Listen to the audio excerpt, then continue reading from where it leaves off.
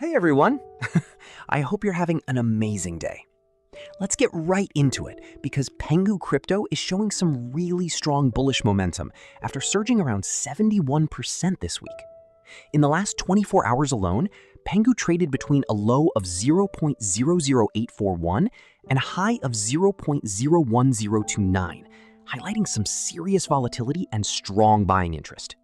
If this bullish momentum continues, traders will be watching closely to see whether Pengu can hold its key support levels and make another move higher. Earlier today, I shared the latest trade setup with our premium members, including the ideal entry zone, breakout confirmation level, stop loss, and some high potential targets. You can get access to all of this over on Patreon. The link is right down there in the description and in the pinned comment. Let me know your thoughts on this video down in the comments. Are you bullish or bearish from here?